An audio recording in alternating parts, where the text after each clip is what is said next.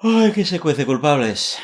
No me esperabais ver hoy, ¿verdad? Pensabais que ya con el vídeo que colgué el otro día ya había cubierto el cupo. Pues no, señor. Como cada viernes estoy aquí dando el callo y, aunque esté bastante cansado, este viernes no iba a ser una excepción.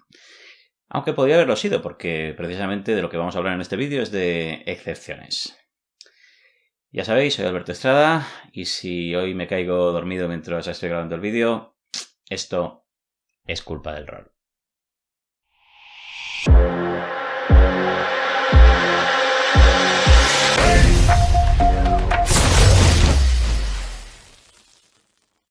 Hoy vamos a hablar de excepciones, de cosas que he dicho en otros vídeos que en algunas circunstancias determinadas podrían tener que ser incluso al revés de lo que he dicho. Y eso no quiere decir que me esté desdiciendo. Eso quiere decir que estamos intentando profundizar.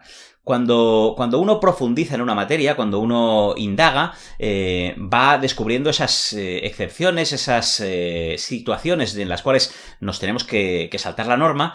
Y eso es precisamente lo que hace tan difícil llegar a un punto profundizar, que cada vez la cosa se va complicando más. Ya sabéis esto de que el 80% de los beneficios se obtienen con el 20% del trabajo y que el 20% restante se obtiene con el 80% del esfuerzo, ¿no?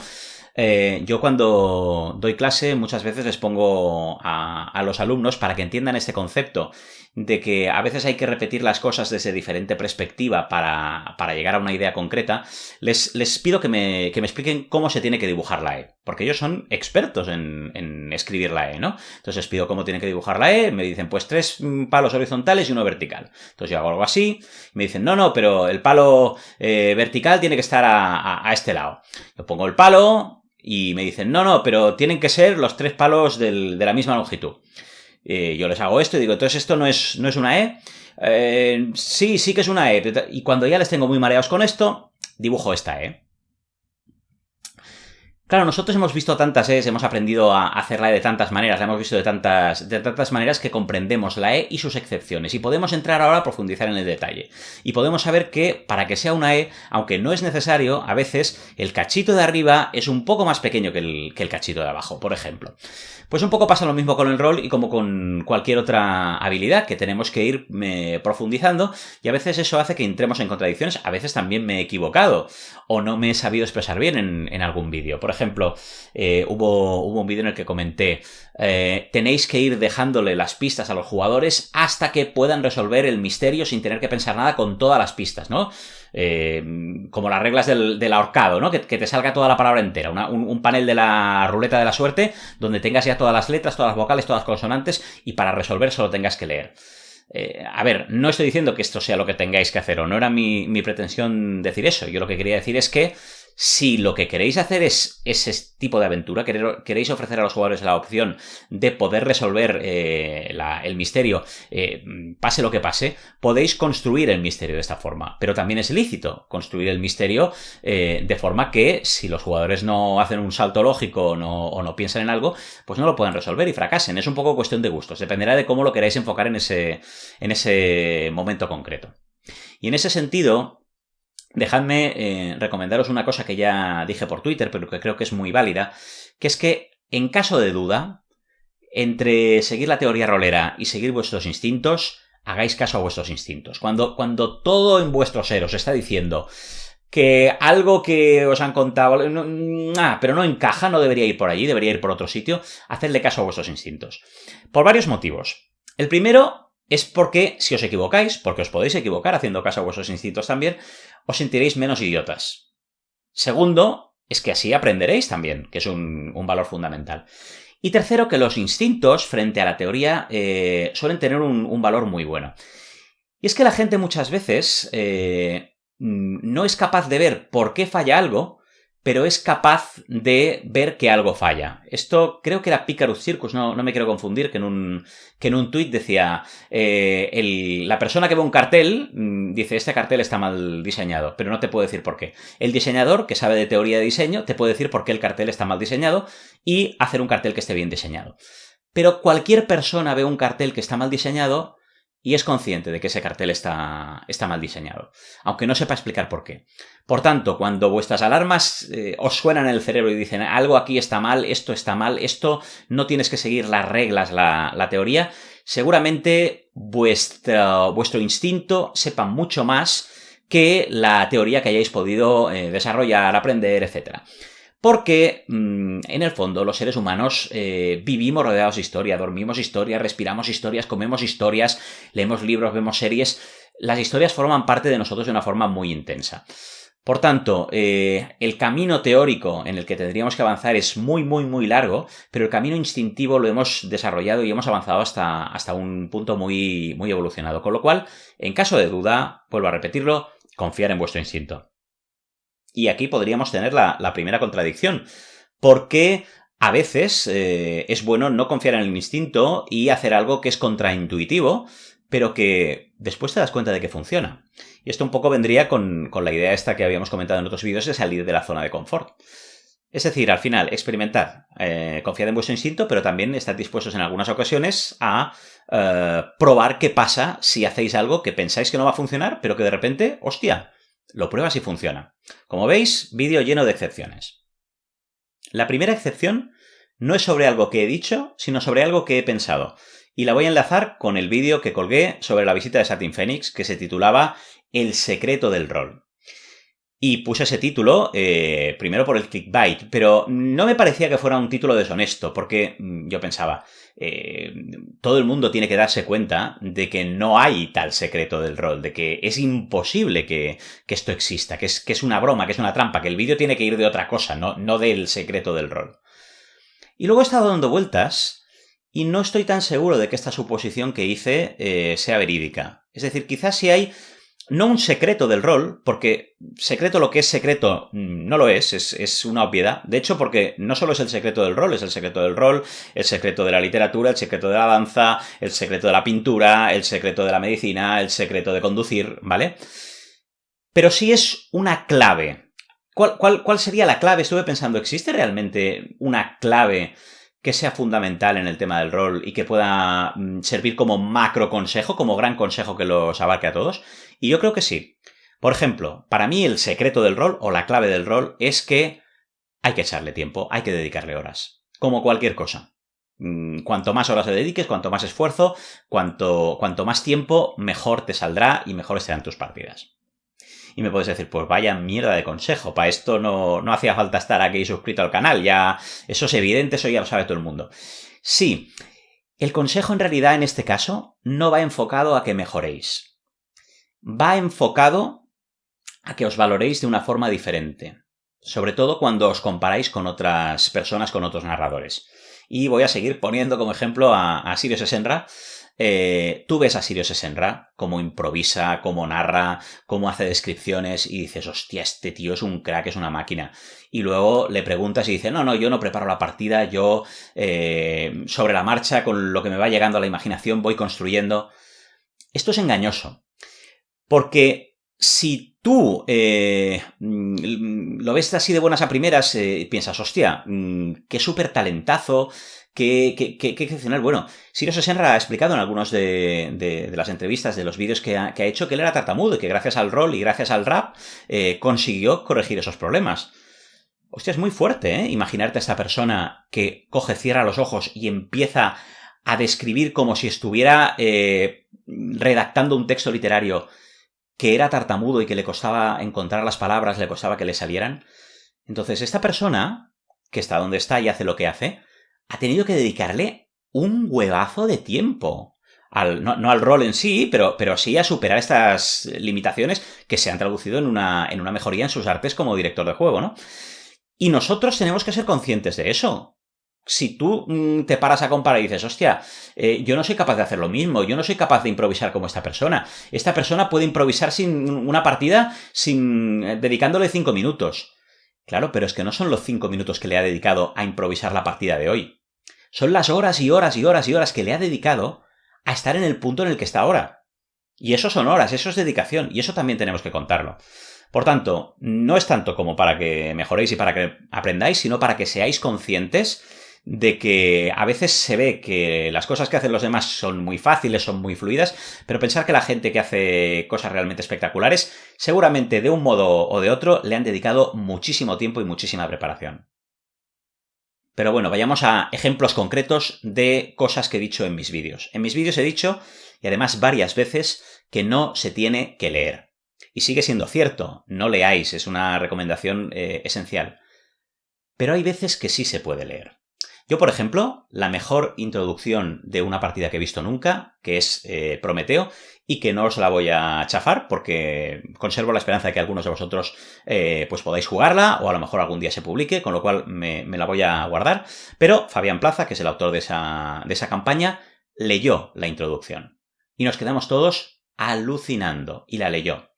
No llega a la categoría de lo que nos hizo Fabián, pero tengo por aquí la introducción de A Contrarreloj, que es una aventura chorra muy corta que dura un par de horas, y yo esta introducción, cuando llegan los jugadores, la leo. La introducción hace esto. Mierda, mierda, mierda, está sangrando mucho. No te preocupes, saldrás de esta, ¿me oyes? ¡Usted! Sí, usted, se viene con nosotros. Pero no soy cirujana. No me importa, llevo una puta bata blanca, ¿no? Sí, pero ¡cállese! Va a salvarle la vida a este o le reviento la cabeza. Escuche, aunque fuese la mejor cirujana del mundo, su amigo necesita un hospital, morfina, sangre, instrumental, un quirófano. Sé dónde encontrar todo eso. En el General hay una planta cerrada y sé cómo hacer para colarse. Esto no va a salir bien. ¡Cierra la puta boca! Es una introducción que yo leo antes de empezar la partida. La podría hacer de memoria, no es un texto que no me pueda aprender. Pero tiene la ventaja de que como estoy tomando la voz de los distintos personajes, porque los personajes que aparecen en la introducción son los personajes que yo he repartido a los jugadores, si yo hiciera contacto visual con los jugadores, a lo mejor en cierta manera estaría usurpando una parte de su personalidad. Si yo me centro en la lectura, si yo miro hacia abajo y dejo que ellos... Es un poco... ¿Habéis oído este consejo de cierra los ojos e imagina? Pues cuando tú cuando tú cortas el contacto visual con los jugadores, un poco les estás obligando, entre comillas, a cerrar los ojos, al menos de algún modo, y a imaginar, y a construir esa escena en su cabeza. Otro momento en el que una lectura puede ser muy interesante puede ser en el epílogo final de una determinada historia. Porque cuando tú estableces contacto visual, después de aquel invierno, los diferentes miembros de la iniciativa Caeron no se volvieron a reunir. El coronel Johnson se compró una granja a las afueras de Maine. Les puedes estar como obligando a participar, a interactuar contigo. En cambio, si yo me cojo el texto y empiezo, después de lo acaecido en aquel invierno, los diferentes miembros de la iniciativa Caeron no se volvieron a reunir. El coronel Johnson, estoy haciendo que la situación sea mucho más introspectiva. De repente, ellos ya no tienen que mirarme a mí, ya no tienen que responder, pueden pensar en lo que ha pasado con sus personajes, pueden incluso mirarse entre ellos, lanzarse alguna mirada de complicidad. Si en algún momento de la aventura, por ejemplo, un personaje lee una carta o ellos encuentran una carta y no hay ningún jugador que quiera leerla y la quieres leer tú, pues puede ser un buen momento para leer, o si un PNJ está leyendo. Es decir, hay excepciones a la regla de no leas, que no quiere decir no comuniques. Si os fijáis, cuando he leído esta introducción he intentado darle una entonación, un dinamismo, una lectura actuada, ¿no? No he empezado... Mierda, mierda, mierda, está sangrando mucho, no te preocupes, saldrás de esta, me oyes. Así no, así yo creo que no hay ninguna excepción, vamos, a no ser que estés haciendo, yo que sé, un robot macabro. Pero a veces leer y cortar el contacto visual con los jugadores puede funcionar mejor que contarles las cosas. Segundo ejemplo de donde dije digo, digo Diego. Subcontratar las tareas a los PNJs. ¿Qué era esto de subcontratar las tareas a los PNJs? Básicamente es cuando tú dices, mira, ahora hay que enfrentarse, hay que colarse en el castillo del malo, pero como esto es peligroso, lo que vamos a hacer es ir al gremio de ladrones, contratar a unos rateros y que se cuelen ellos en el castillo del malo. ¿Y qué os aconsejaba yo en este caso? Que los rateros mueran y que los jugadores no obtengan nada de eso, o que al contrario les estalle en la cara y los rateros capturados por el malo y torturados por el malo acaben confesando quién les contrató. Esto era para las tareas divertidas, para lo que es la aventura. Si la tarea consiste en interrogar a todos los vecinos del edificio para ver si alguien ha visto o oído algo sobre el crimen, esto ya dijimos que sí, que había que subcontratar a los PNJs para que sean ellos los que hagan el trabajo pesado y que te traigan a los 3 o 4 testigos que tú tienes que interrogar. ¿Vale? Bueno, pues también en esto pueden haber excepciones. La anécdota está manipulada, he cambiado los nombres y las situaciones para no hacer spoilers y no chafarle nada a nadie, pero imaginaros una aventura de Ars Magica. ¿Conocéis el juego de Ars Magica? Es un juego en el que los jugadores interpretan a magos, pero no magos de estos de calentar sólido, hervir líquido. No, magos auténticamente poderosos y viven además en una torre de magos y allí están con sus aprendices, con un monje iluminado que sabe mucho de astronomía y que les ayuda, con un caballero, con un ratero que también les ayuda a lo que sea, con un tío que es un trovador que tiene mucha labia, con otro que sabe de hadas, con un montón de gente, ¿no?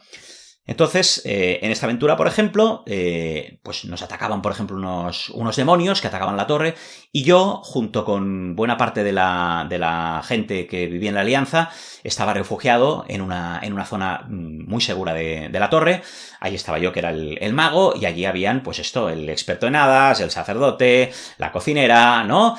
Y algunos aprendices. Y algunos aprendices de otros magos. Y se daba el caso que uno de estos aprendices, que era un PNJ, tenía una situación complicada. La evolución de su personaje había ido de esta manera que él sentía que no se le valoraba, que no se confiaba en él, que su maestro a lo mejor no era capaz de ver sus virtudes, etc. Y cuando estábamos en esta situación y el ataque de los demonios seguía allí, estábamos todos encerrados, yo miré al aprendiz y le dije, sal a echar una mano. ¿Vale? Entonces, el aprendiz, es que lo recuerdo ahora y se me erizan los pelos de aquí de la nuca, ¿no? El aprendiz me miró como, wow, están confiando en mí, o sea, y salió encendidísimo a enfrentarse con los demonios. Y podía haber muerto. Es difícil, ya la situación estaba bastante controlada, y si no, no lo hubiera dejado salir. Pero si aplicáramos esa regla de que un PNJ al que se subcontrata para hacer una misión tiene que morir o tiene que salirle las cosas mal, pues eso es lo que tendría que haber pasado, podría haber muerto, pero no era el caso. Porque el potencial dramático de esa situación, en la que ese aprendiz se sentía valorado además por un mago que no era su maestro, era otro de los magos, con las posteriores discusiones con el mago que sí que era su maestro, ¿no? De tú has arriesgado a mi aprendiz, ¿cómo te atreves a decirle que salga a luchar el D? Porque tú no confías en él y a este chico hay que darle una oportunidad, porque si no...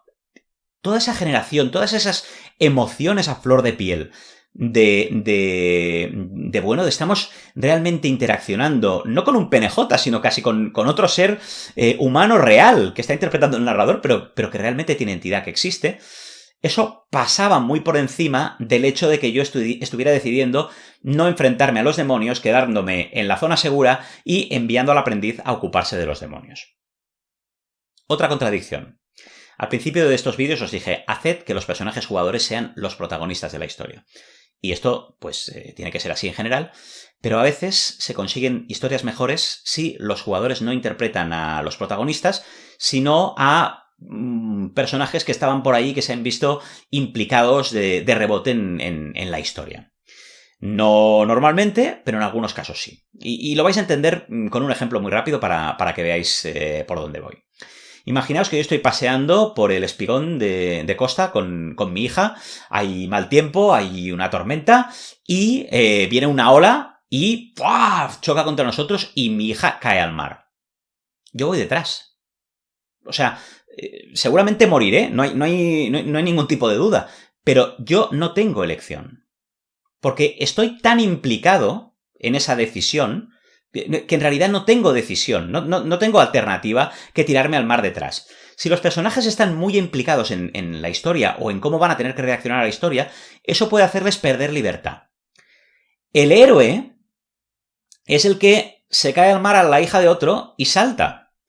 Claro, si la cosa está muy jodida no va a saltar, porque evidentemente pues morirse de gratis es una gilipollez. Pero imaginemos que el mar no está tan crespado y que hay una oportunidad, hay un riesgo. Ahí es cuando empiezas a valorar. El padre no puede valorar nada, va a saltar sí o sí. El bystander, el que estaba por ahí, el testigo, ese sí puede valorar si salta o no salta.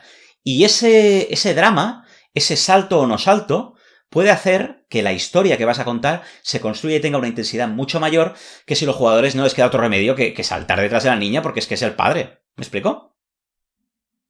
En el vídeo de consejos para empezar a dirigir, recomendé a los narradores noveles que eligieran un sistema de reglas con el que se sintieran cómodos. Y me reafirmo en ello.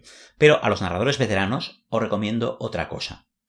Os recomiendo que elijáis un sistema de reglas que os complemente. Si vosotros sois narradores muy amantes de la historia, muy laxos, que las reglas os las sudan y que os vais inventando todo sobre la marcha, y cogéis un sistema también muy laxo, donde no haya prácticamente reglas y todo te lo inventes y todo... Al final, tanta laxitud puede hacer que los cimientos sobre los cuales estamos construyendo la historia se esfumen y desaparezcan y esto parezca que no tiene entidad, que yo no pongo pie sobre nada firme, ¿no? O al revés, estos directores de juego súper cuadriculados que, no, aquí en el libro pone que tú puedes moverte 3,5 metros, entonces tú te has movido 3,5 metros, entonces ya no puedes no sé qué, y que están como, son muy incapaces de salirse de las reglas, coger un sistema de reglas de estos súper calculado que te tienes que saber todo al dedillo y que están todas las acciones parametrizadas, etcétera, puede hacer que precisamente sean incapaces de salir de esa cuadrícula mental y que cuando alguien diga le lanzo arena en los ojos al enemigo, pues como están tan obsesionados con esa cuadrícula en la que se han metido, pues no saben cómo reaccionar y se bloquean. ¿Qué pasa aquí? Que los narradores están eligiendo sistemas en los cuales se sienten cómodos. Y se sienten cómodos con ellos porque son sistemas totalmente alineados a su manera de ver y a su manera de entender el rol. Pero esto, que es muy cómodo para el narrador, va a tener su contraprestación a la hora de llevarlo a la mesa. Porque el sistema no te está complementando, no te está haciendo de conciencia de Pepito Grillo, no te está dando la otra vertiente que a ti a lo mejor te falta y que si hubieras elegido un sistema que era no contrario a ti, porque si haces una cosa que sea absolutamente contraria, pues tampoco te vas a poder aclarar, pero sí que a lo mejor ese narrador tan fluido, tan narrativo, con un sistema un poco más sólido, consigue combinar lo mejor de los dos mundos y enviar el mejor mensaje. Yo creo que ese es uno de los motivos por los cuales Vampiro la Mascarada tuvo tanto éxito, porque es un sistema nada narrativo que se vendía como sistema narrativo o que apelaba a personas que eran amantes de la narración. Entonces te encontrabas a narradores amantes de la historia que estaban jugando con un sistema relativamente sólido, todos sabemos lo que pasaba con los unos y las pifias, pero bueno, que hacía que tuvieras un poco lo mejor de los dos mundos. Porque si tú eres un máster muy amante de las historias y no has cogido un sistema de reglas sólido y te lo empiezas a inventar, pues pasa como lo que decíamos de la carrera de coches de Fabián Plaza, que como tú ya no eres muy bueno con las matemáticas y además te lo estás inventando así sobre la marcha y las matemáticas no te importan porque lo que te importa es la historia, el sistema hace aguas por todos lados. Y viceversa. Si tú no dejas nada a la imaginación y lo tienes que tener todo controlado, pues irá muy bien un sistema que te diga, estás obligado a dejar esto a la imaginación, estás obligado a improvisar, etc. Finalmente, y con esto dejo de daros la chapa por hoy. Os dije que teníais que evitar los diálogos entre PNJs, el estar haciendo tú los dos personajes como si fuera una obra de teatro de Puccinelli, ¿no? En general es así, me reafirmo en ello, pero pueden haber situaciones, yo por ejemplo, no os voy a aburrir con la anécdota, pero en una partida de Ars Magica tenía una escena en la cual había una especie de investigador medieval de la época, los jugadores estaban acusados de un crimen y había un guardia muy tonto que le iba discutiendo al investigador. No, pero si son culpables, si estaban allí en la escena del crimen. Y el investigador era rollo, bueno, pues eso no importa. Si además, si eran ellos, ¿por qué no vieron? Y iba haciendo pero no ve que son extranjeros, señor. El guardia iba poniendo en relevancia todos los perjuicios de la época medieval. El otro tenía una actitud muy del siglo XX y se iba hundiendo. O sea, era mirar al guardia y, por favor, qué paciencia. Y sin que los jugadores interaccionaran con esos dos PNJs, cuando el investigador les venía a la celda y les abría y les decía, disculpad de vuestras mercedes el mal rato que os han hecho. Los jugadores empatizaban muchísimo con él. Tenían ganas de abrazarle, de no te preocupes, ¿quieres que te ayudemos a investigar el crimen? Porque ya vemos que los guardias que tienes son inútiles, ¿no? Y esto era precisamente lo que se buscaba. Y esto, por ejemplo, se conseguía en una escena de diálogo en la cual los personajes no podían intervenir. No es para todas las ocasiones, pero en ocasiones puntuales se puede hacer. Y hay seguro muchísimas otras excepciones, algunas de ellas han salido en los comentarios, y eso es lo que más me gusta de haber hecho este canal, que empiezan que somos capaces de profundizar y de extraer gemas, pepitas de oro de entre la tierra, ¿no?